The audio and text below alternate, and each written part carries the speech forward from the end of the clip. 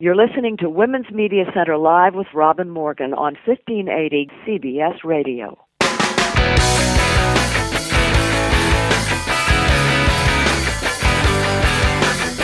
Welcome to Women's Media Center Live. I'm Robin Morgan. You are listening to us on CBS Radio, WJFK, 1580 AM, or you've been visiting us at WMCLive.com for this and for any of our previous episodes. Look for WMC Live on Facebook and Twitter, and you can now stream, download, and subscribe to our show's podcast worldwide at iTunes. This week we're doing our special Solstice show. My guests are a rabbi, a minister, and an atheist freethinker, all three of them feminists and activists, and all three of them back again from our Solstice program last year.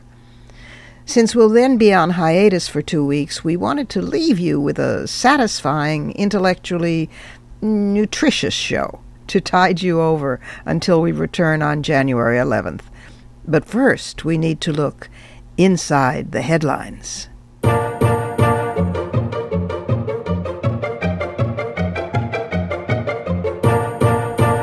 For this week's Inside the Headlines, I thought we might look at the future, it being the end of 1 year and the beginning of 2014 in just a few weeks. So the medium is the message, and I'll be the medium. In the future, opinion journalism will have so outpaced reporting that there will be no ed, only op. In the future, Rush Limbaugh, stoned on his drugs, will recant all his positions and apologize to his loyal listeners. One of his loyal listeners will then shoot him. In the future, The Daily Show will be daily. In the future, Rachel Maddow's neck will be bronzed and placed beside Nefertiti's. In the future, we will realize that not just media, but everything is virtual. In the future, Charlie Rose will actually let a guest finish a sentence. In the future, it will turn out that feminists, not the Chinese, hacked the New York Times website in protest against the steady sexist cruelties aimed at executive editor Jill Abramson, one day criticized for acting like a man, the next day criticized for acting like a woman. In the future, legal documents will be textable, therefore shifting from unintelligible legalese to unintelligible text lingo. LOL, WTF.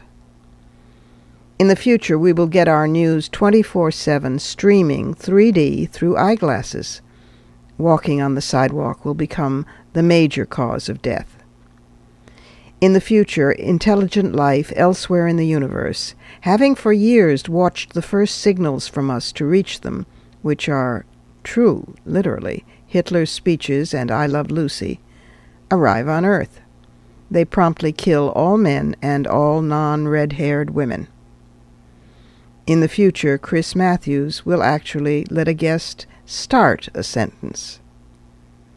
In the future, because of the Women's Media Center, there will be so many women executive producers and news editors and heads of news divisions and feature directors and all those high-level positions they say it will take us until 2080 to even crack into, that we will form a critical mass of power while we cluster in the reception area, waiting for even just a moment's time with the heads of studio, network, and newspaper group owners. That is, one of 6 pale males. In the future, Oprah will buy Silicon Valley entire. Thereafter, all digital technology will be bundled with a self-help program, a petition against gas-guzzling cars, a scented candle, and a gas-guzzling car. In the future, Nickelodeon will be renamed the Alzheimer's Network, but no one will be able to remember which channel it's on. In the future, everyone will watch TV on their computers, and by then we will be so sedentary we will need a remote control for what's sitting right on our lap. In the future, Twitter will be thought old-fashioned, slow, and long-winded at 140 characters. The new rage will allow only 40 characters. It will be called Tut. In the future, Regis Philbin will still be alive and talking. In the future, MSNBC and Fox News will merge into the Sound and Fury network. In the future, reality shows will be what the news is now. News will be what ESPN and E! Entertainment Network is now. And those two, respectively, will show round-the-clock extreme fighting, plus Lindsay Lohan eternally entering rehab. In the future, there will be power failures. When the lights go out, electronic communications will vanish, terrifying our reliance on them. But the drums will still speak. In the future, the Women's Media Center will monitor all these things and mobilize women and men of conscience to demand what we deserve. What we deserve is better.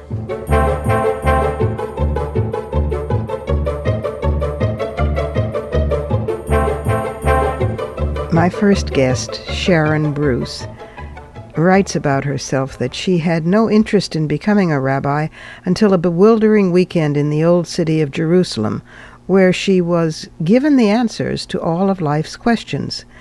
Then, she writes, while she ultimately found the answers facile and unconvincing, she did realize she wanted to spend her life grappling with the questions. And so she did.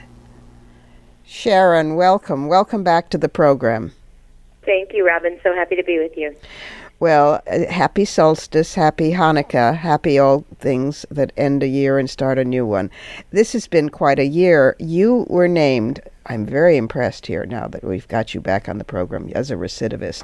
You were named in 2013 by Newsweek and the Daily Beast as not one of, the most influential rabbi in the United States. And you were also named in the Jewish Forward's 50 most influential American Jews.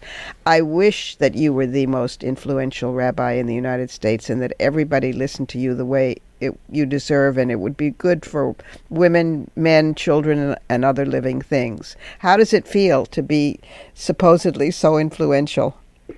I thought it was all a result of speaking with you on your show last year. So thank you for that. You know what? These lists in the community are always come with some measure of controversy, and obviously there's so many colleagues who are doing really extraordinary work that is too often goes unrecognized. But in this case, the way that I understand it is just a moment to honor and to affirm some of the people in the country who are working to bring new ideas into the national conversation about religion and ritual and spirituality and the intersection of politics and religion. And so I appreciate that our community is being recognized for some of the work that we're trying to do to help break script and bring a new measure of creativity and imagination into the conversation. Well, I think that's all very true, and you founded Ikar, and it's now one of the fastest growing Jewish communities in the country, and it particularly is a new home for the disaffected, and for young people, young Jews who have been disaffected by old ways and hierarchy, and you've created a new breath of fresh air. But I think it's also possibly for your own personal courage, because when the last time you were on this program, in fact, it was in the middle of a really quite vicious and concerted attack by the far right, because you had dared to consider a statement that said Palestinians were human true. And I remember they were traducing you in public quite a lot. And I know that you outlasted that with grace and personal courage, and finally they went back under the rock that they dwell under. But I think it had to do with personal courage, and your courage as a feminist, too, because not everybody in any community is happy with that. You know, I appreciate you saying that. I mean, what happened to me last year, I did not see as an act of courage, but just as the bare minimum that I could offer as a human being, and as a Jew, as a woman, as a mother. It seemed to me, once I was under attack, after I got over shock that I was being attacked for saying something that seemed to me so apparent and obvious that the only thing to do in response to the attack was to continue to stand up and affirm what I know to be true, which is the fundamental humanity that binds all of us to one another. So I don't in any way see that as an act of courage, but just the bare minimum that we can offer one another as we're all sort of groping in the dark, trying to figure out a way to walk a little bit more towards the light of justice and healing in the world. Mm-hmm. It's always very warming to the cockles of the heart to hear you. Your sermons must be really, something else. You must give good sermon, Sharon. I appreciate that. They're actually on podcast. If you ever want to hear them, you can listen to them on the website. Oh, okay. On the ICAR website? Yeah, exactly. Say the website for the listeners. It's www.icar-la.org. And this past Shabbat, because of the 1-year anniversary of the tragedy in Sandy Hook, I spoke about the epidemic of affluenza, this idea of perceived powerlessness and utter disregard for one another. It's what I consider an empathy gap, which is really at the heart of what's broken in so many places in this country. Yeah. Where we leave the big advocacy work to people who have lost immediate family members, and the rest of us move on with our lives. And so it's really so crucial to me that we reaffirm the interconnectedness of all human beings and our essential responsibility to one another as a result. Yeah, it's true. And that, too, is a feminist issue. Yes, it is. And I learned as a feminist, really. I learned this from the women's movement. Yeah, well, it's a pretty good movement. Tell me, what has there been any particular notable progress that women have made in Judaism in the past year, or particular setbacks? What I've seen happening across the United States is that more and more women are stepping into leadership positions, taking on the role of leaders of individual communities. You see more women who are now heading up independent communities around the country: San Francisco, Chicago, Seattle, all around the country, and in New York, where you are. There's just been this extraordinary moment where a rabbi cantor named Angela Buchdahl just became the senior rabbi of one of the largest Reform synagogues in the country, which is quite remarkable, because even though women have been ordained in the rabbinate for some 40 years, it's still extremely rare to see women leading large-sized congregations. And so I think that this is a very significant step forward for women in American Jewry. Wow. You mean they don't normally trust us with when it's a couple thousand people? That's right. Wow. Right. What is the name of the congregation? Central Synagogue. Wow. Well, that is very encouraging. And listen, I know that you delivered, I think, the prayer at the you blessed the president and the vice president at the inaugural national prayer service. Yeah. So the next time they ask you to do something at the White House or near the White House, put in a word, please, for their including in their ecumenical meetings of faith, for their including atheists and agnostics, because they don't. And I know that there's a drive on for it to be included so that there can be full dialogue all the way around. And it probably would mean a lot coming from you. I really appreciate that, and we'll certainly keep that in mind. I bet you will. Okay, Sharon, have yourself a wonderful holiday season and a great new year, and come back and see us real soon. You too. Thank you so much, Robin. We have to take a short break here. This is Women's Media Center Live, and I'm Robin Morgan. When we come back, we're going to be talking with a very unusual, not your run-of-the-mill, garden variety, ordained Christian minister.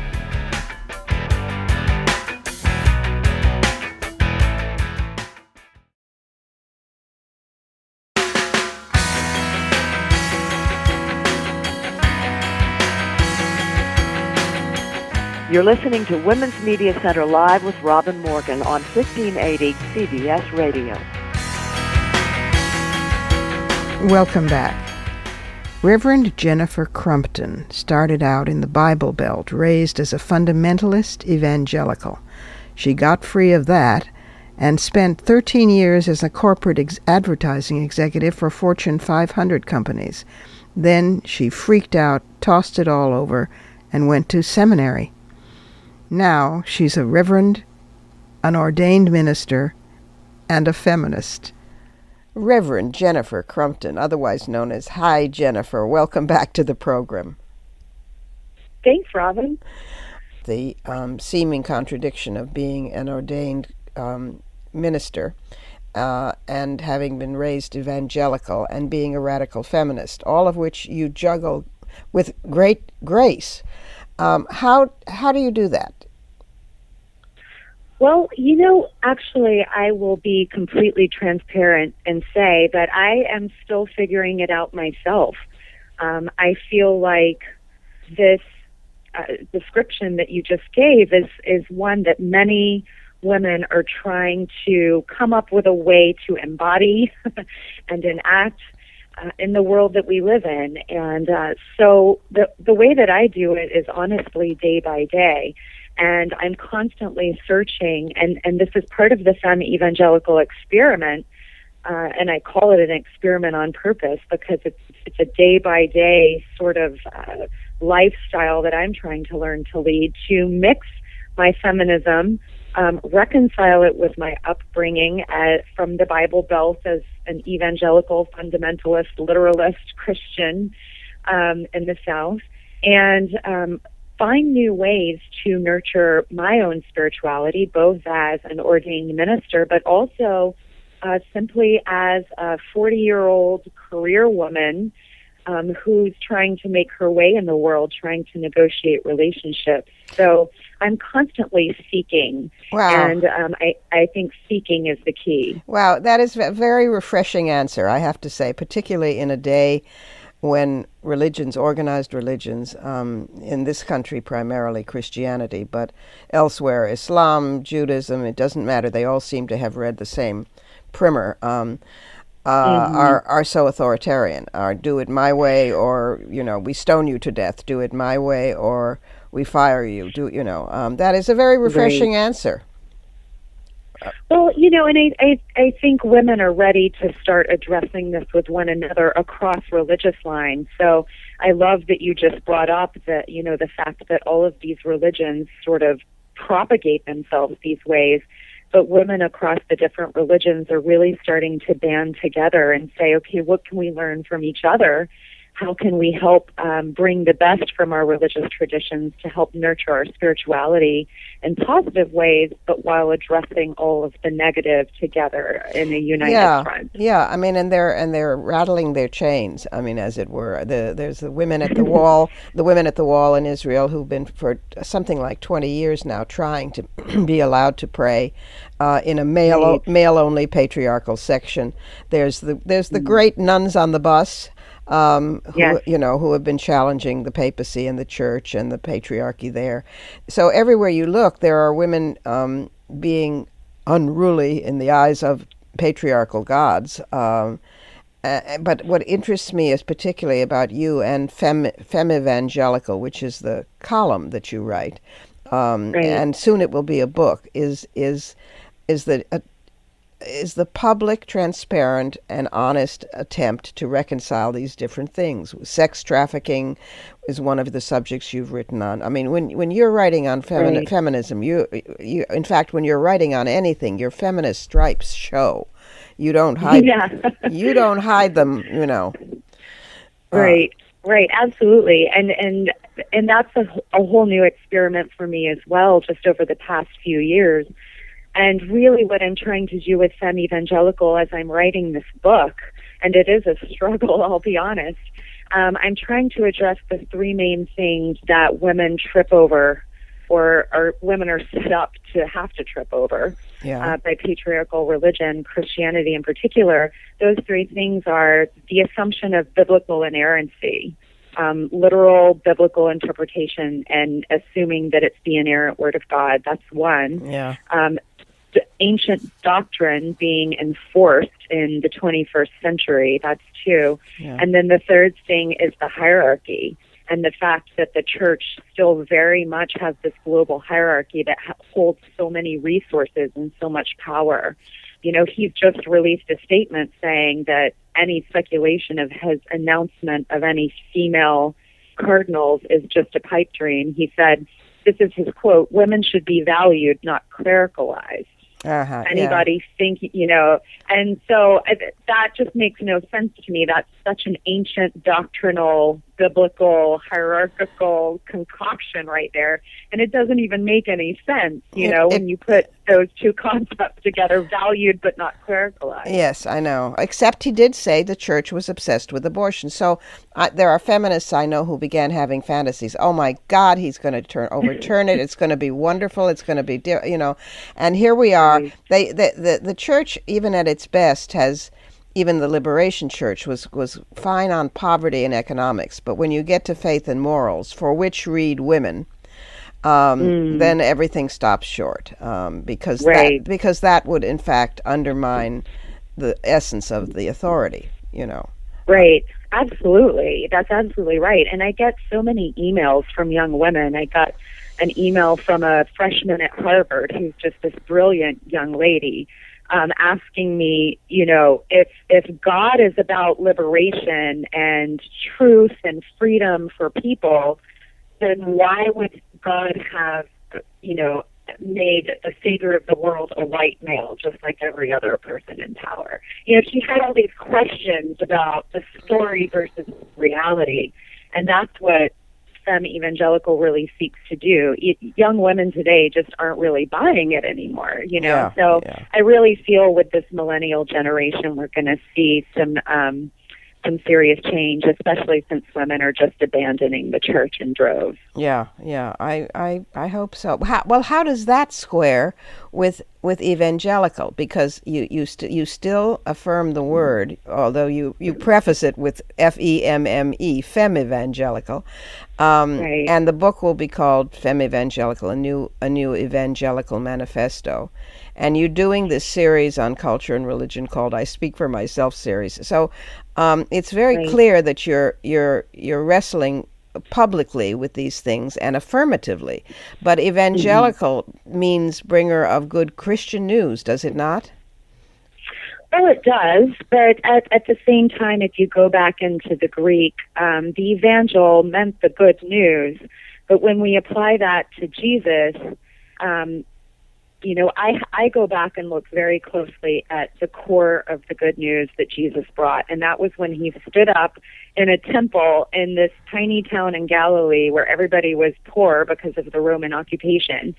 And he stood up and read from the scroll of Isaiah, which was a very interesting prophet to choose. And he picked and chose from his own scroll. What I really try to do is bring it back down to his real context. And I try to bring the Bible back down to its real context, how it was written, how it was put together by fallible men. I thank you for coming back on the program. When can we expect the book to be out? It will be out this summer. I'm aiming for July, so I really hope that it will be something useful for women. Oh, I'm sure that it will, Jennifer. Well, it's also so important to feminism and women all over that you bring the good news of feminism to women who come from those traditional communities and who will listen to you in ways that they would never listen to the likes of me. So we all do the same good work in different ways. I hope you have a joyful solstice and a great new year, and we will be looking forward to the book coming out. And when it does, you're going to come back on the show, yes, and talk about the book? Oh, yes, absolutely. I would love that. Thank you so much, Robin. And now it's time for the Surrealism Corner.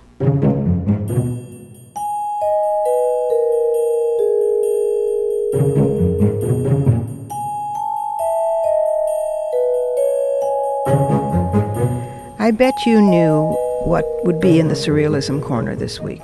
Yes, Michigan. Both chambers of the Michigan legislature passed a measure banning insurance coverage for abortion in private health plans unless women purchase a separate rider. And because of the way the legislation was put forward, it's set to become law, despite the objections of both the state's Democratic minority and the veto of the Republican governor. It's being called rape insurance. Honest to God. Michigan Senate Minority Leader Gretchen Whitmer called it one of the most misogynistic proposals I've ever seen in the Michigan legislature, and told the story of her own rape years ago. Not that we should have to tug at heartstrings for a right that is ours.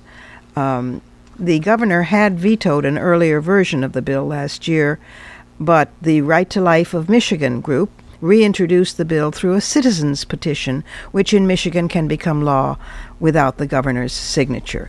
This makes Michigan one of 8 states, actually the 9th state, that already have laws restricting abortion coverage in private insurance plans, including those sold on the exchange. It is appalling, it is crazy, it is woman-hating, and it is definitely surreal.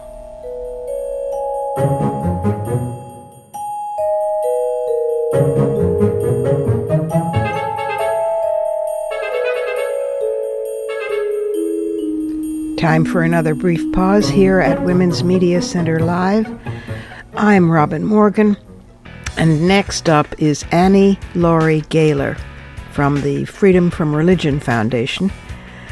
It is her job, and she does it with great joy and wit, to make the world safe for atheists and agnostics. Don't go away.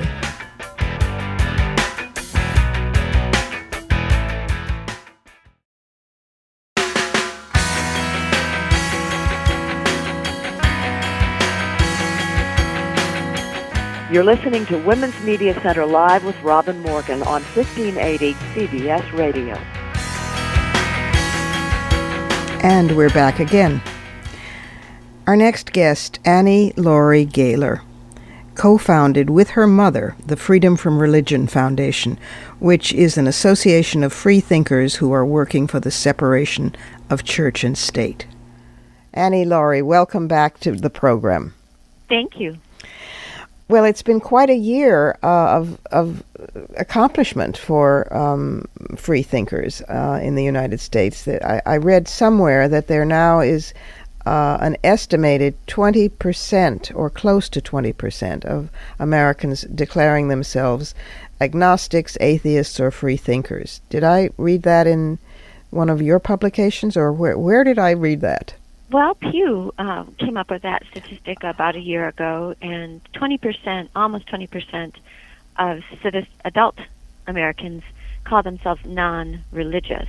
They don't necessarily label themselves atheist or agnostic, but they opt out of religion. And so that is the highest percentage we've ever had. That's encouraging. Nice, and that was from the Pew Research Center. Mm-hmm. Wow. And that's pretty much borne out by the American Religious Identification Survey, which is done every 10 or 15 years, which has shown rapid growth since the early 1990s, when it was maybe 8 or 9% non-religious, and they showed 15% in 2008. So, and 1 in 3 young adults, 18 to 29 or so, identify as non-religious.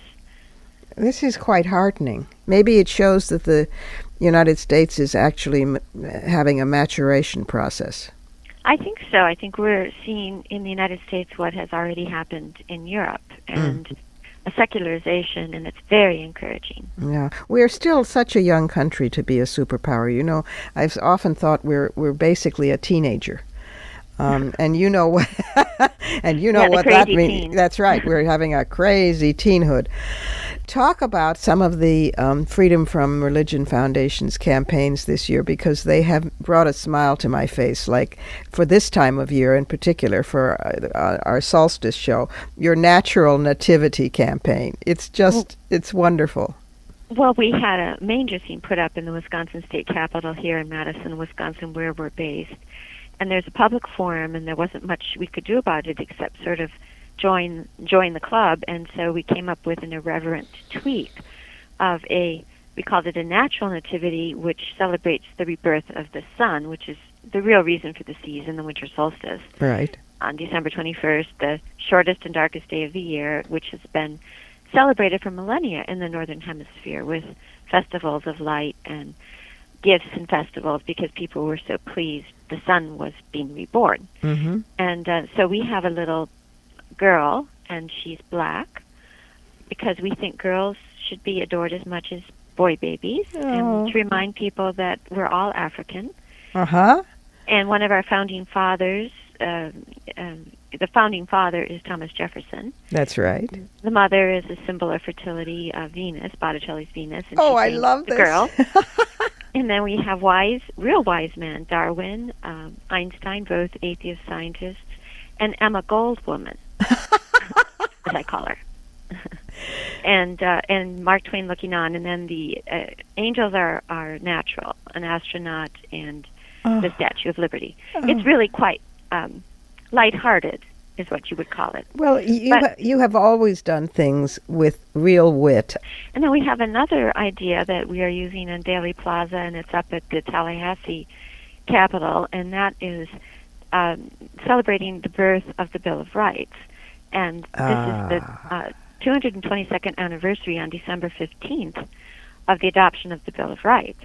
So we think that's something that unites all Americans. And so an artist did a very clever drawing of the Founding Fathers and the Statue of Liberty gazing adoringly at a Bill of Rights document on a grid. It's really cute.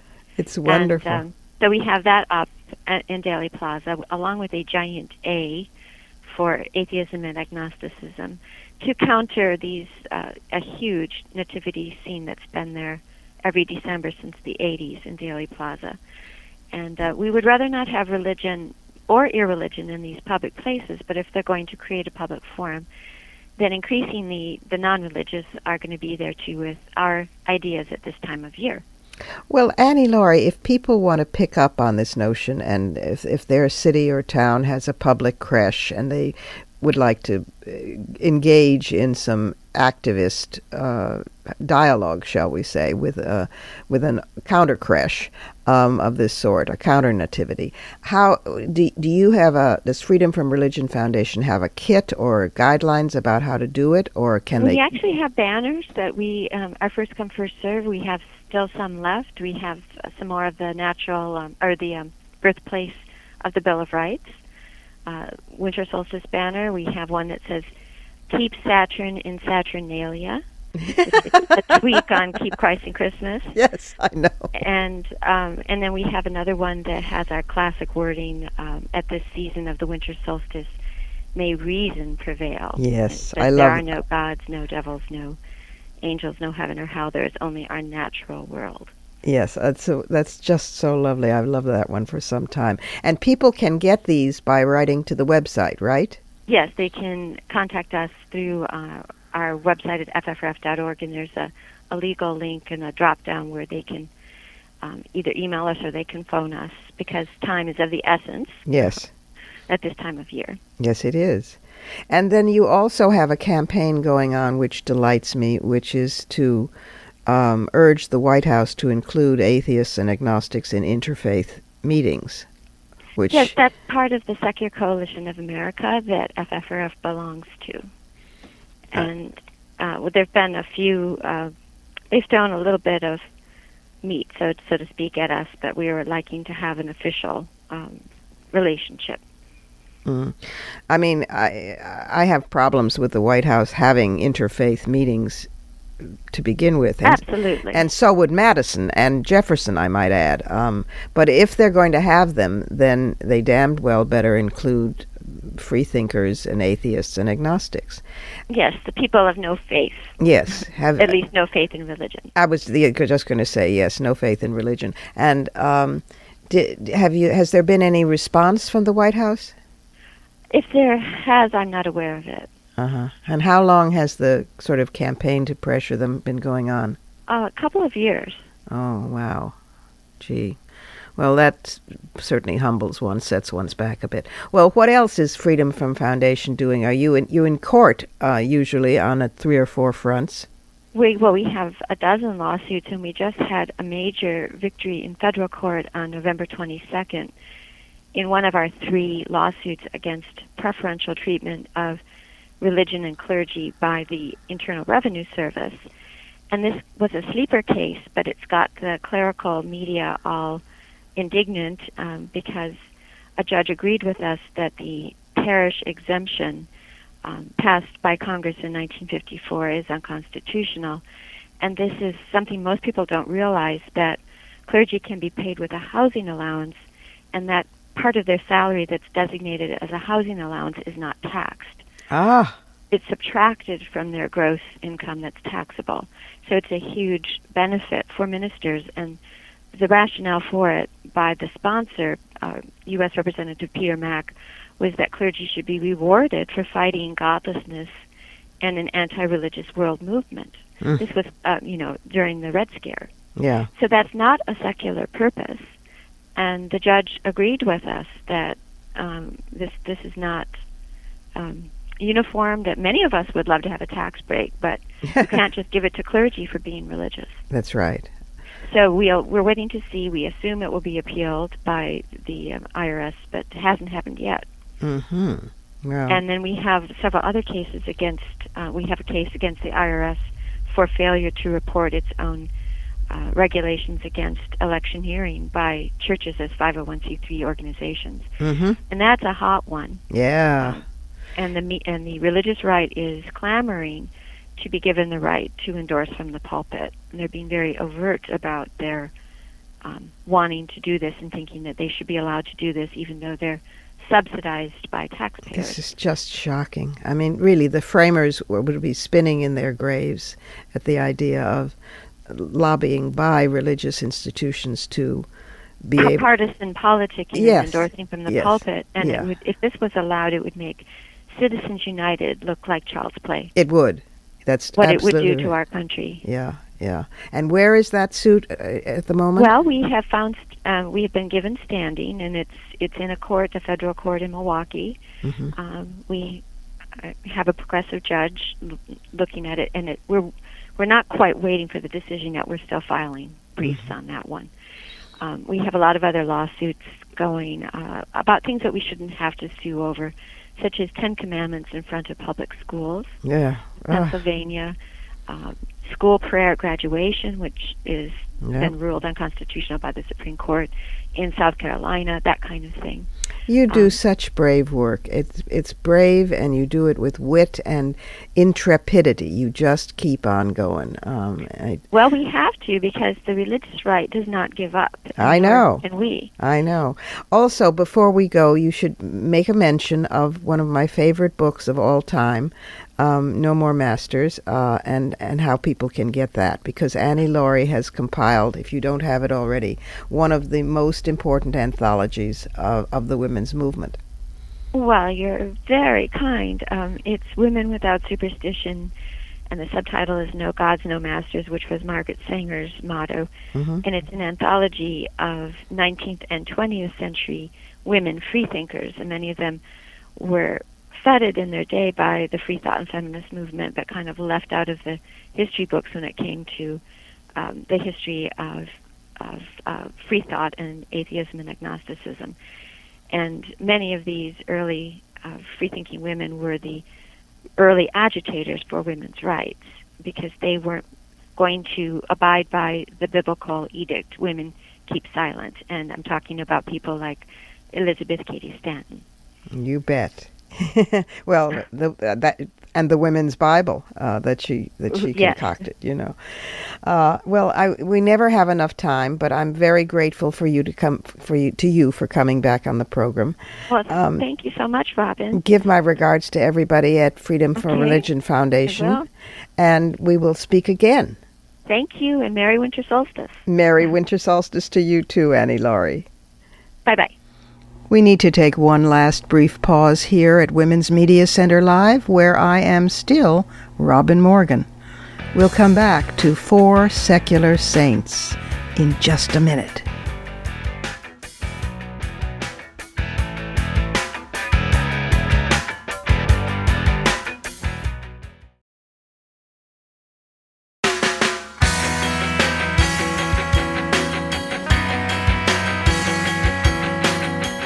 You're listening to Women's Media Center Live with Robin Morgan on 1580 CBS Radio.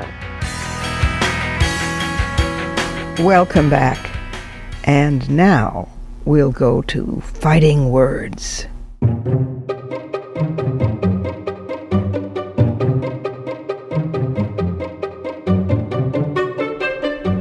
Sometimes fighting words aren't fighting in themselves.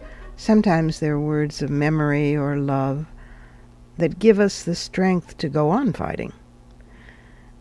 I'm going to read, because you asked for it, what I read last year at this time, my piece called The Four Solstice Miracles. So it's back by popular demand. The last year I sent Christmas cards was 1968, a plain black-bordered card mourning the Martin Luther King Jr. and Robert Kennedy assassinations and the ongoing Vietnam War, urging friends to donate to movement groups instead of buying gifts. I never sent Christmas cards again, not even UNICEF cards, nor, when options became available, the veritable glut of commercialization masquerading as diversity. Hanukkah cards, Kwanzaa cards, Diwali, Ramadan, and winter solstice cards, although this last was sensible at least, since all year-end holidays are clones of solstice festivals. A secularist, I'm happy not participating in a ritual that devours forests for paper, earns millions for Hallmark and its corporate brothers, and feeds the seasonal obligations frenzy.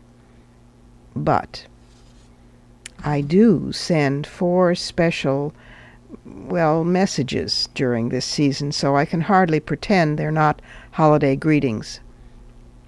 But these particular recipients deserve far more than my humble communications written on personal notepaper, manger and menorah-free, unsequined by Santas, kente cloth, dreidels, or overworked, non-unionized elves.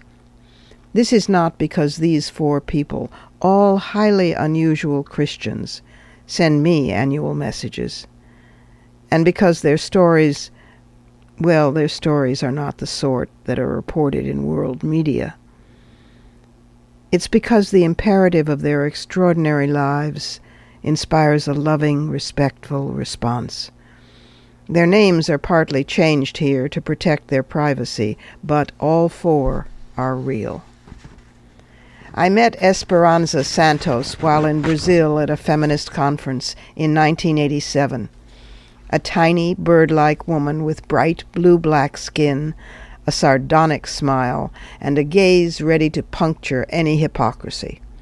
She had agreed to meet me in one of the favelas, the vertical slums that rise along the hills ringing Rio de Janeiro. Because I came recommended, she said, by one of the favela women organizers, who spoke English and kindly came along to translate since I had no Portuguese. Esperanza started off laughing about her last name. Whenever you meet someone called Santos, she said, it's because they're born out of wedlock. In Brazil, having no father automatically makes you a saint. Esperanza Santos is one hell of an anti-religious saint. By then, over 20 years ago, she'd already been working with prostituted Afro-Brazilian women in Rio's back streets for more than 20 years, and talking about HIV/AIDS since the early 1980s, but no official would listen. One day they'll find me murdered, she shrugged. It might be pimps, sex traffickers, porno guys, drug dealers, cops, Johns, government men. They all know that while I'm alive, I'll never quit. But I know safe places in the favelas no guys dare go. The women trust me. That's what matters, my work. Getting the girls off drugs, out of the life. Getting kids, most not even menstruating yet, out of the life, into school. It's hard enough being black and poor, but being black, poor, and a woman, that's the ticket to hell. Sex for sale is usually where poor black women start out here, and mostly where we wind up. We try to survive. Some girls give me money to help others like I helped them. I don't take church donations, not ever. The church is just another John, always wanting something for its money. If any God existed, its first miracle would be to destroy the church." When I offered to help raise money for her work, Esperanza shook her head fiercely. Then she smiled. "Look," she said, "nobody ever listens to what somebody like me says. Men don't listen to what women say anyway, and black women, poor, living on the street, we're just a statistic or a blowjob. Sometimes I want to scream, 'Look at me. I'm human here inside of me.' She tells me," she said, gesturing at our translating go-between friend, "that you write books. So if anybody listens to you, you tell our story. That's what you can do." So here is her story. I've told Esperanza's story all over the world, both on and off the page. I fear the December when I might not hear back from her, but we touch base so far, every year. Mary Amiri lives in the Gaza Strip, where I met her during my first journey into the region in the early 1980s. She's a self-acknowledged feminist, a peace activist, an educator, and an expert on child development, and she is a Christian Palestinian. This great combo means that she gets targeted by all sides. She works trying to detoxify Palestinian children in Gaza's refugee camps from what has become, after over a half-century of violence, a culture saturated by it, addicted to it. She grieves at the rhinocerisation of these children who parrot their fathers, boys chanting their lust to become martyrs, girls sing-songing their desire to become the mothers of martyrs. Gently, repeatedly, stubbornly, Mary reminds them how they once dreamed of becoming teachers, doctors, artists. She feels rewarded by their faintest glimmers of recognition. A survivor of breast cancer and double mastectomy, Mary regularly endures a devastating harassment at border crossings with Israel. Since she frequently travels abroad to and from scholarly conferences, the Israeli airport security teams know her well, an academic now in her 70s, short, gray-haired, affable. But every time they insist that she strip naked from the waist up, so they can hand-search her breast prostheses while she stands and waits. The younger guards like to put the rubber prostheses up against their own chests and prance around giggling. If she surrendered her work and her travel, the guards say openly, they wouldn't be forced, they say, to commit this humiliation. She replies softly that the humiliation is theirs. Each December, Mary sends me a Christmas card, and I write to her. Nothing much changes. Her news about Hamas's rule in Gaza is awful. Her health is worse. But her passion for children she tries to save from all sides in the ongoing agony of Palestine-Israel endures. Sister Serena is decidedly Christian, a Sisters of Charity nun. She's also an openly lesbian feminist activist in perpetual hot water with her superiors. I've known her since I was 17, but that's another story. She spent 3 decades in Latin America, a real liberation theology practitioner who never omitted women from the freedom equation. She was imprisoned and tortured in El Salvador, and again later in Guatemala, where her lover, another nun, was murdered. Now in her 80s, living out of the habit, as she wryly puts it, in a small New England women's collective, she quietly does abortion referrals to pregnancy termination clinics, not adoption agencies. And she retains a crisp sense of humor. When I wrote her about having been moved at a concert of Gregorian chant by all-female voices, she replied, "Yes, I used to love that in my youth when I was mistress of novices. watching the late afternoon light prisms through the convent chapel windows, hearing those pure, high voices. Profound. Better be profound, or I sure have tossed my life away. The fourth is a woman I've met only once. Her face is hard and lined. She's poor, not young, not educated. She works as a doorkeeper at an old house in a side street in Catania, in Sicily. I was there in the mid-1990s during an Italian book tour with Maria Nadotti, her real name, friend and a journalist who's also my Italian editor, translator, and interpreter.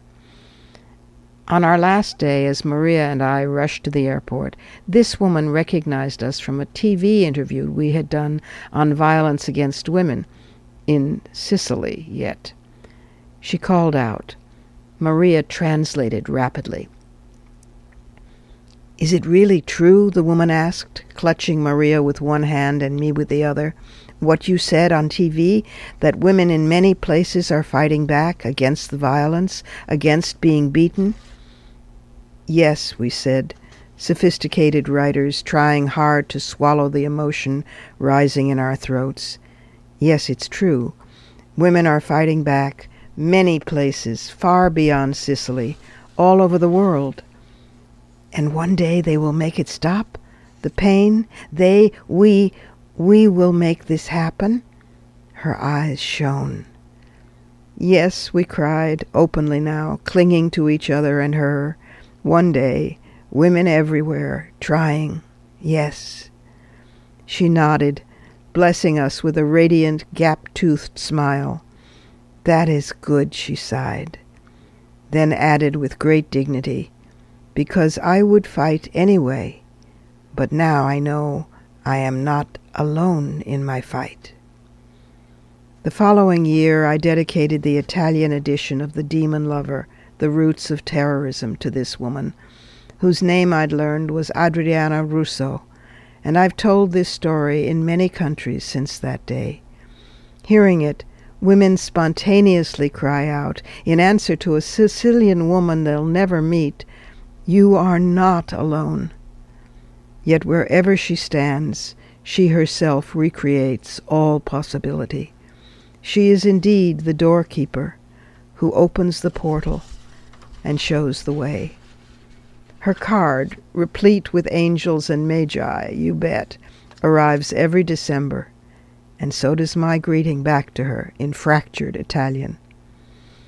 These are the people to whom I send my 4 so-called Christmas cards. None of us is young, and each year I worry one of us will fail to make contact. That day will come, of course, but for now these women embody, to me, the spirit of miracle celebrated not through myth, but solidly in the scientific calendar of our planet, the solstice. A dear friend of mine was born on the summer solstice, another friend on the winter solstice, the same day, depending on whether one is in the northern or southern hemisphere. Our seasonal realities shimmer between such instantaneous, singular duality. But wherever we are, the winter solstice celebrates the returning of the light, as the days grow longer and night shrinks back. And who could be better avatars of light than these 4 old women, my secular saints?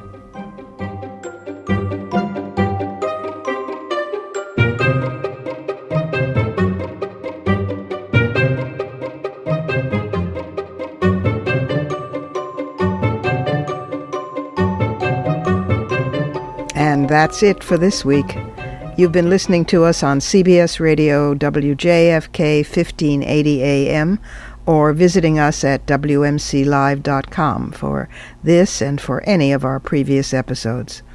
Be sure to find WMC Live at iTunes, where worldwide you can stream, download, and subscribe to our show's podcast. Portions of this program were taped earlier. Views expressed here do not necessarily represent the WMC. Here's the family for Women's Media Center Live. WMC President and for this program Executive Producer Julie Burton, senior producer Crystal Williams-Chancellor, and our founding sponsor, Regina K. Scully. I'm Robin Morgan. Thank you for being with us. Remember, we'll be on hiatus for the next 2 weeks, merely rerunning interviews, ho-hum with the likes of Christiana Amanpour, Sheila Johnson, Kathy Najimy, and lots more. Then we'll be back, all fresh and snappy for the new year on January 11th. Check us out on Facebook and Twitter in early January for the upcoming wonderful surprise guests. And have a holiday season filled with serenity, contentment, laughter. Also, show those you love that you love them, and tell them too. Then rejoin us on January 11th, right here on Women's Media Center, live. For the smartest talk about news, politics, sex, books, religion, race, and more, tune your radio to Women's Media Center Live with Robin Morgan. Audacious, witty, provocative, informative, and fun. It's Women's Media Center Live with Robin Morgan on 1580 CBS Radio and WMCLive.com. Talk radio with a brain.